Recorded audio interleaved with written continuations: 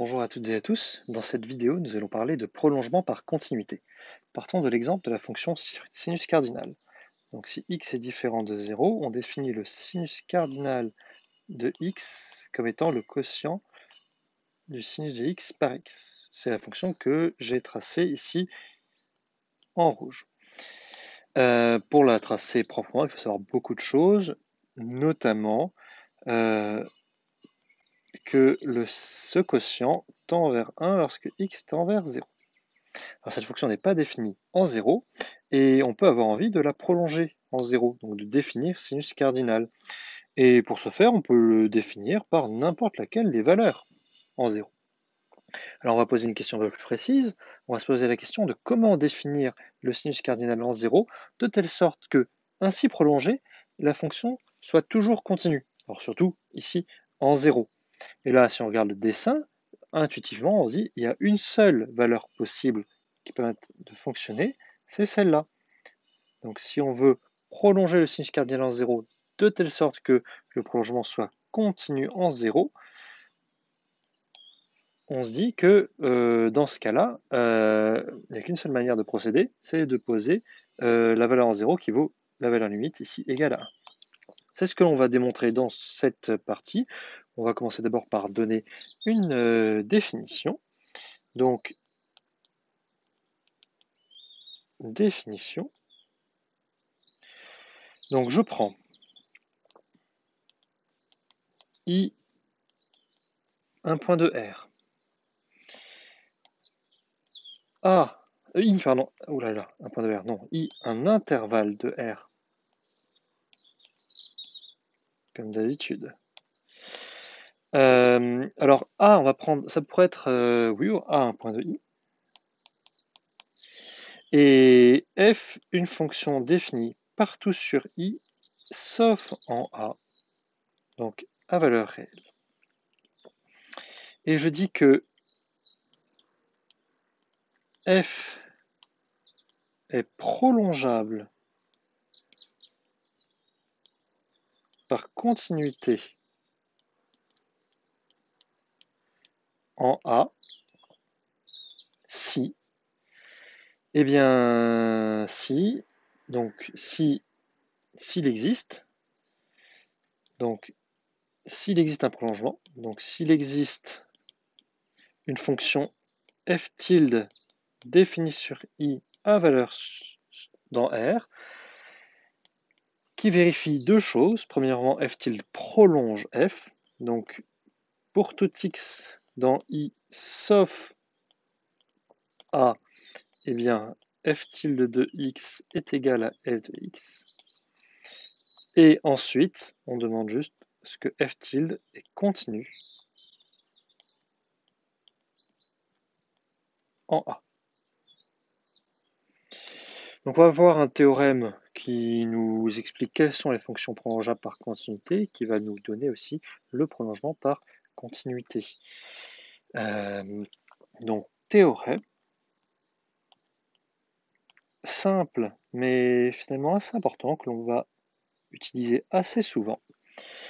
Donc avec les mêmes notations, on se place exactement dans la même situation. Eh bien cette fonction f est prolongeable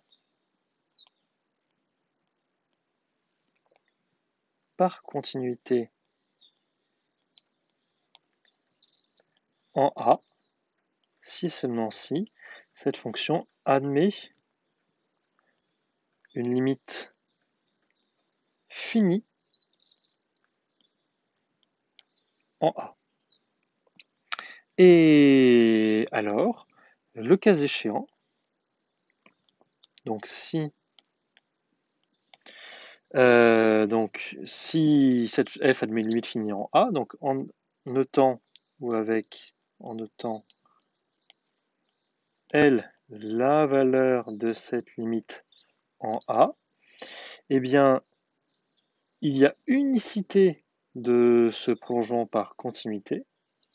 Donc ce prolongement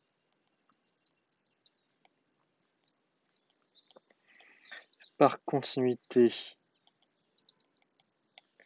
de f en A est unique.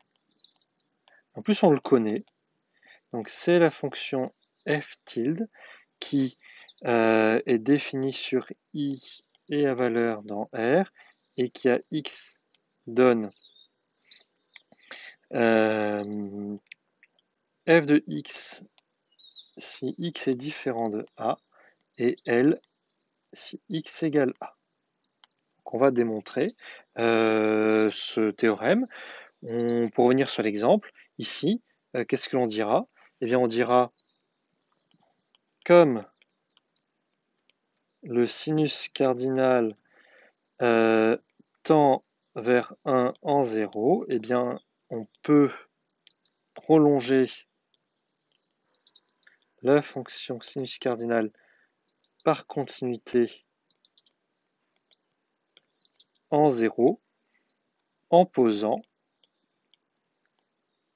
le sinus cardinal de 0 qui est égal à 1. Et alors, donc, ça veut dire qu'en fait, le prolongement, on ne note pas f tilde, on le note souvent f, et donc on dira ainsi prolongé.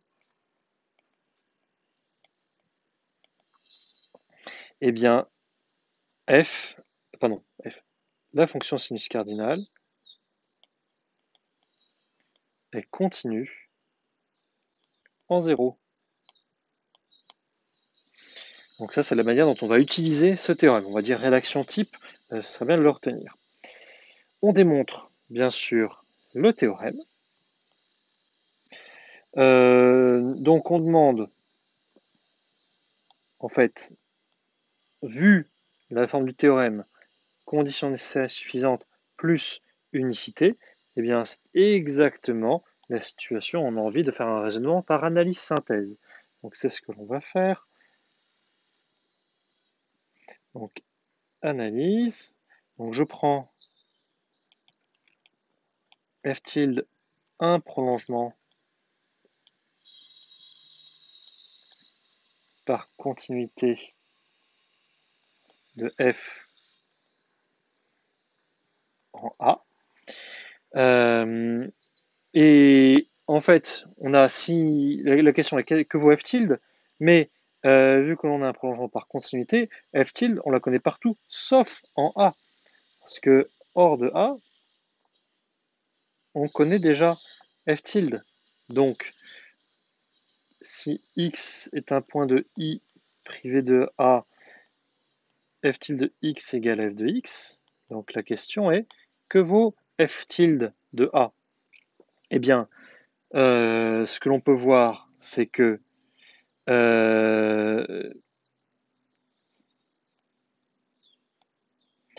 par continuité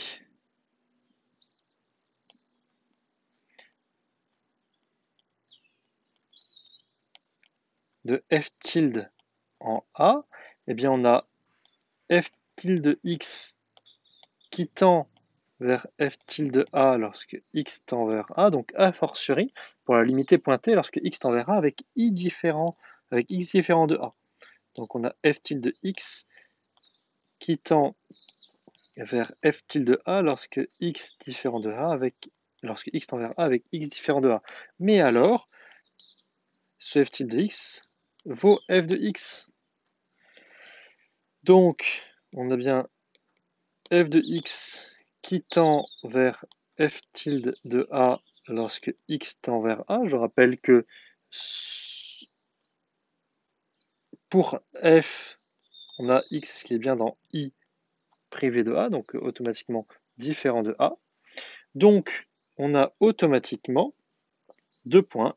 Premièrement, que f admet une limite finie en A, et cette limite vaut f tilde de A. Donc on a terminé la phase d'analyse, on a montré que 1, si f admet un prolongement par continuité en A, eh bien, alors f admet une limite finie en A, et 2, que si on a un prolongement par continuité, on le connaît, il vaut f hors de A, ça c'est immédiat, et en A, c'est la limite de petit f en A, encore une fois. Donc on peut faire la synthèse.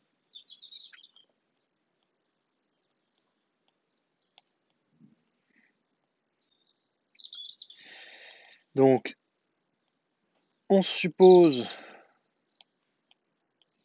que f admet une limite L réelle en petit a. On va définir la fonction f tilde définie sur i à valeur dans R et qui a x donne f de x si x est différent de a et L si x égale a. Et il suffit de vérifier que f tilde est bien un prolongement par continuité de f en a. Alors, c'est très simple. Premièrement, si x est dans i privé de a, eh bien f tilde de x égale f de x par définition. Et ensuite, on a comme f tend vers L en a, eh bien on a f tilde de x tend, parce que x tend vers a avec x différent de a, vers L, parce que f tilde de x pour x différent de a, c'est égal à f de x. Et comme on a f tilde de a égale L, eh bien, on a bien que f tilde de x, ça c'est le travail sur les limites qu'on avait fait ensemble, tend bien vers L lorsque x tend vers a. Donc, f tilde est continu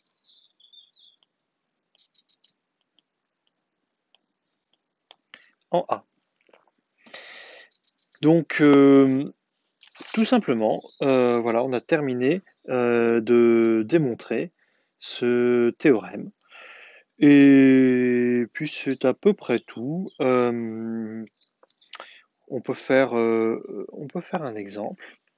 Donc, hop, exemple qui poursuit la vidéo précédente.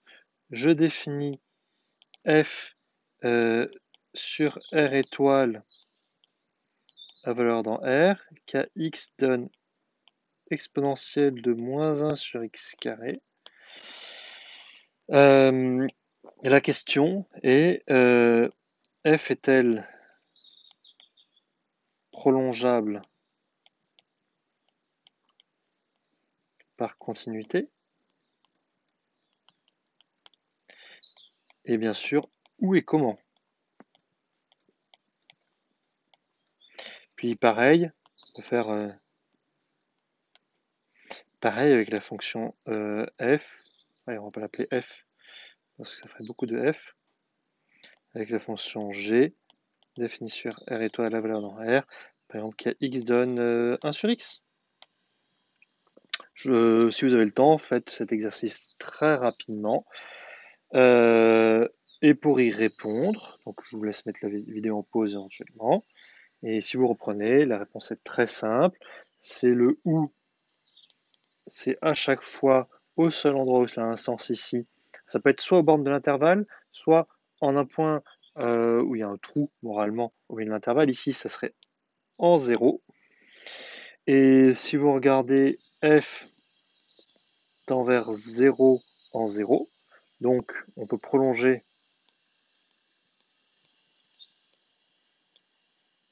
Donc f est prolongeable par continuité en 0 en posant f de 0 égale 0. Et pour g, il n'y a pas de limite en 0. Donc g n'est pas prolongeable par continuité en 0. Voilà ce qu'il faut savoir pour le prolongement par continuité. On le fera très systématiquement pour ce genre de fonction. Et puis tout aussi simplement que ça. Donc en fait c'est juste une question de calcul de limite. Voilà pour cette vidéo.